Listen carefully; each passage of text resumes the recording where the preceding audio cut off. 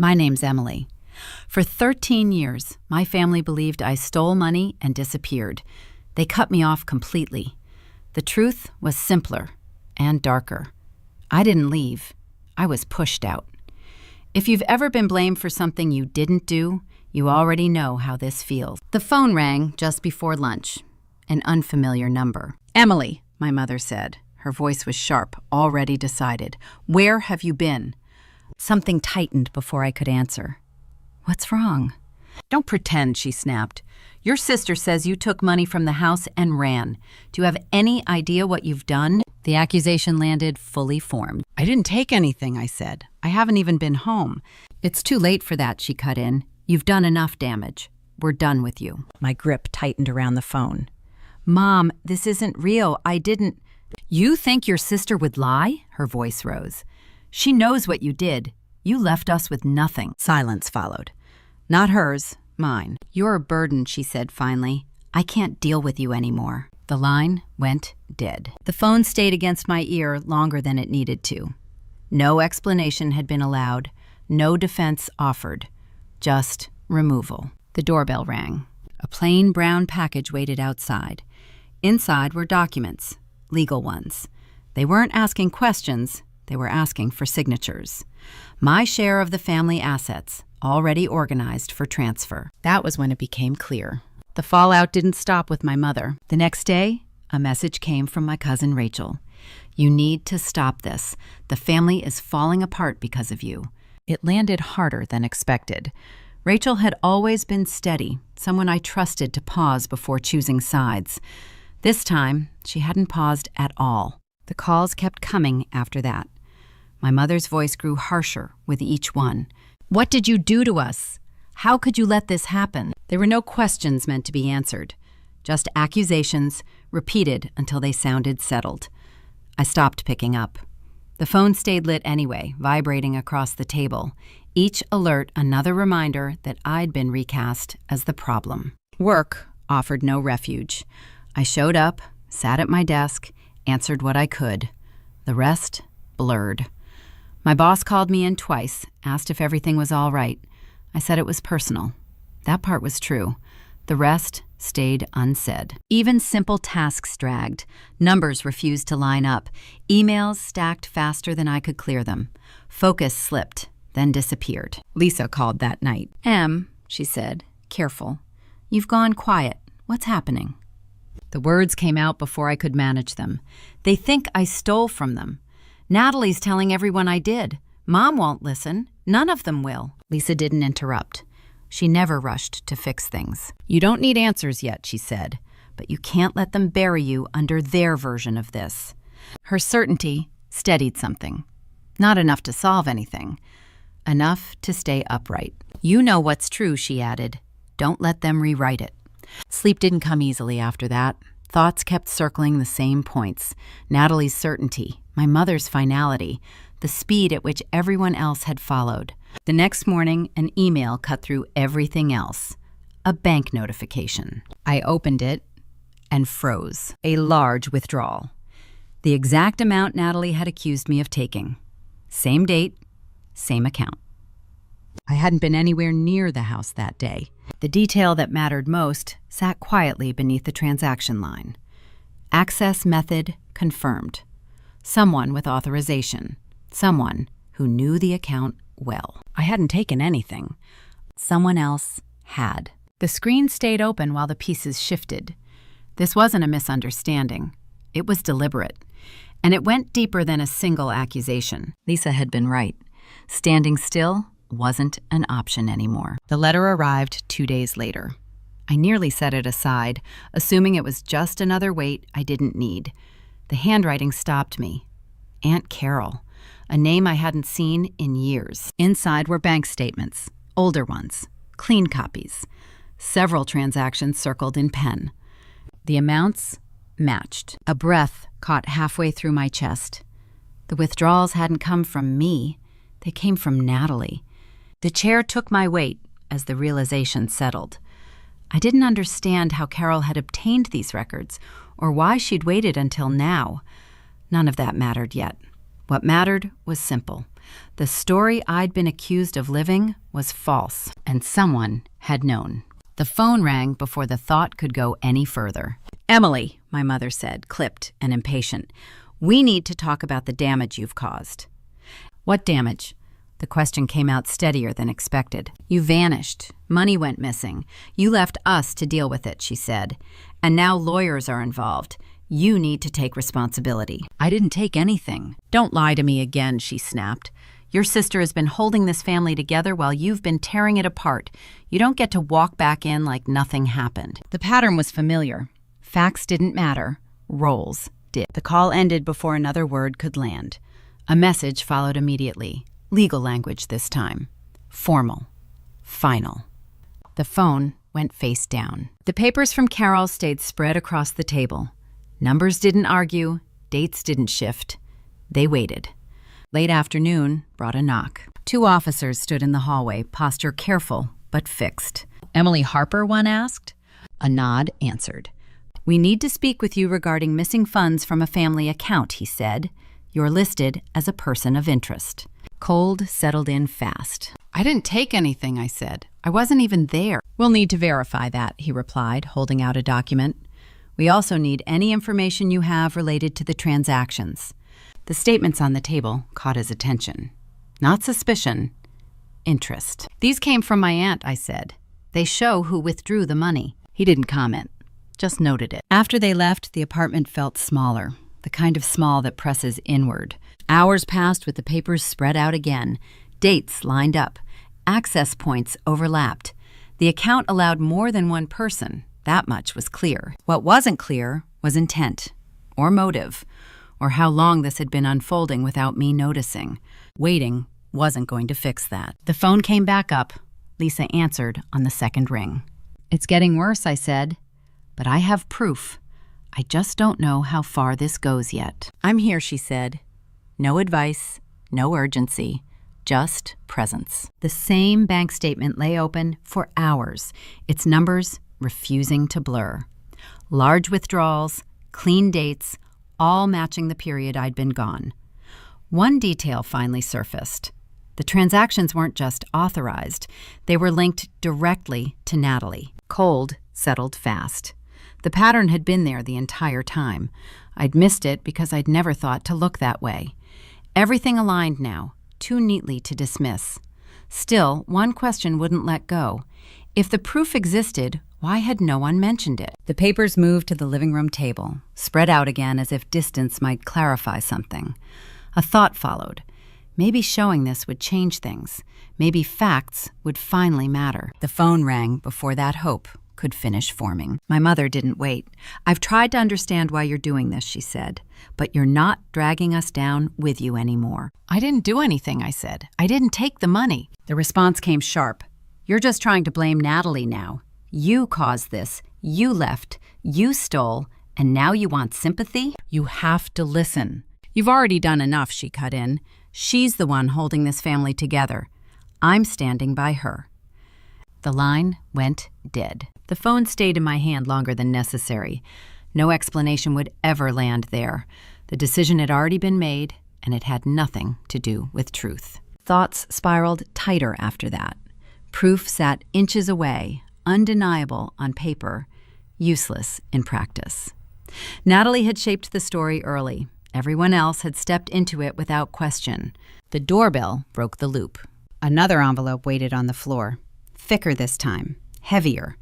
Inside, more statements, more confirmations, and a note. An attorney representing my family. Police involvement confirmed. Cooperation advised. That was the moment it shifted beyond argument. Tears pressed hard, but stayed put. Falling apart wouldn't help. Not now. The call to Lisa went through quickly. "I got more papers," I said. "Everything's there, but no one wants to see it." "They will," she replied. "Truth doesn't disappear just because people ignore it." But what if they never look? Then you put it where they can't avoid it. The papers felt thinner in my hands than they should have. Fragile, despite what they proved. "I'll figure it out," I said.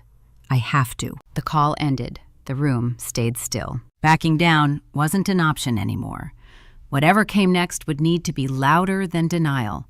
something solid enough to force the truth into the open. The pressure had reached a point where nothing stayed separate anymore. Family, work, the legal threat, everything pressed at once. The screen in front of me stayed unreadable. Words existed, but meaning didn't land. The phone vibrated again. Another message from my mother. Another warning about lawyers if I didn't stop denying what she'd already decided was true. Enough. Years spent trying to keep the family intact hadn't bought a single moment of trust. Once Natalie's version took hold, nothing else mattered. Proof existed, but belief had already been assigned. The stack of documents waited on the desk. Bank records, timelines, clear enough to follow, useless to anyone who didn't want them. Her voice echoed from the day before. Take responsibility, or we'll let the law handle it. The memory tightened my chest. Explaining hadn't helped. Swearing hadn't helped. Silence hadn't helped either. A fist came down on the desk once. The sound startled even me. This wasn't a misunderstanding anymore. It was a fight I hadn't chosen, and standing still only made it worse. Pacing didn't solve anything, but it burned off some of the edge. There had to be leverage somewhere. Someone who wasn't invested in family roles or old loyalties. A name surfaced while scrolling through contacts. Lawrence. Someone who dealt in facts, not feelings. The call went through.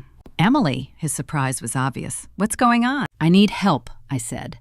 My family's accusing me of something I didn't do. Police are involved. I have proof, but no one's listening. A brief pause, then, come in, bring everything. The coat went on, keys followed. Waiting hadn't worked. Movement would have to. The drive stretched longer than it should have. Fear sat there, steady but contained. Hope stayed quieter but present. Lawrence was already there when I arrived. No small talk, just a door held open and a chair pulled out. The papers spread across his desk told the story better than I could. Statements, dates, access points, police notes.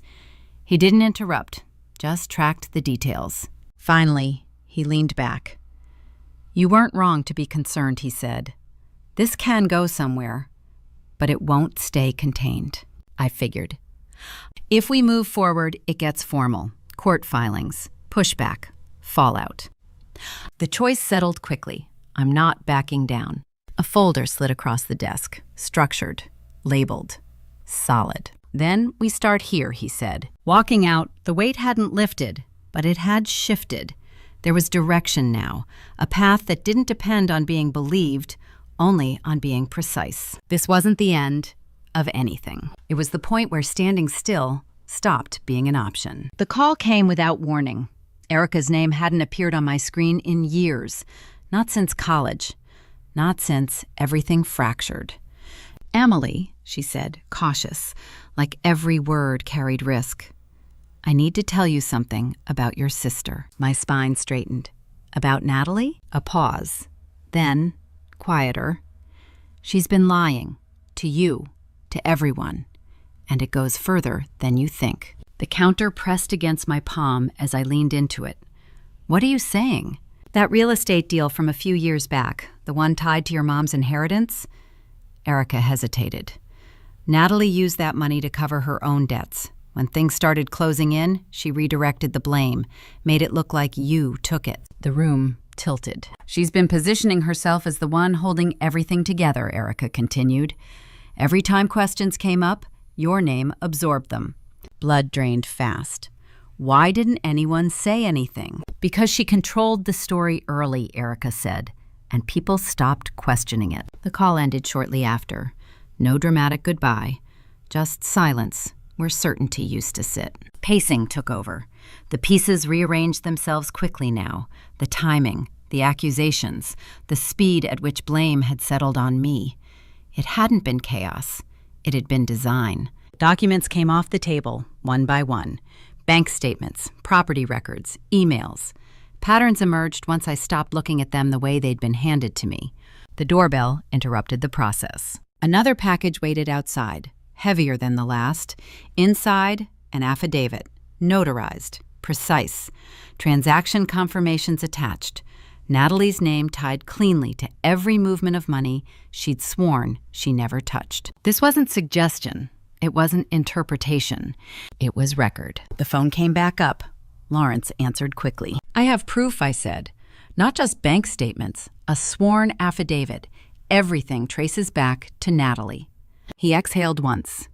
Then this moves forward. Fast. You need to be prepared for what that means. I am. That includes your family. I know. The call ended with next steps already forming. Everything was finally on the table. Bank statements, affidavits, property records. Once arranged, the pattern was unmistakable. This wasn't about clearing a misunderstanding anymore. It was about exposing who had engineered it. Lawrence answered on the first ring. I'm ready, I said. We need to move. Good, he replied. We'll file for discovery. 5 years of her financial records. Once those are in play, the story changes. That part felt solid. What came after wouldn't be. Paperwork took over the following days. Forms replaced sleep.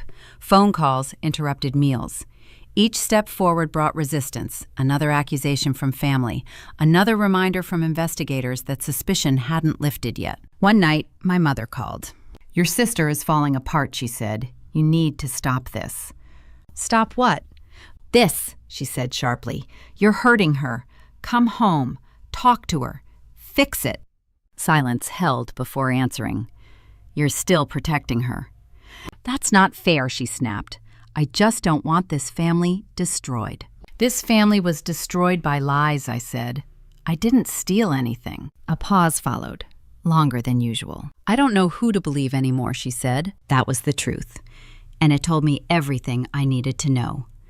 Convincing her wasn't something I could control. The next call came from Natalie. Her voice carried ease, rehearsed, and careful. I hear you're digging. Only where the truth is buried. A laugh followed. You really think this ends well for you? It ends with facts, I said. That's enough. You've already lost, she replied. People believe me. The line went dead before she could finish. Weeks passed. Pressure didn't ease. It changed shape. Calls from family slowed. Messages shifted from anger to warning. Then the story reached further than any of us intended.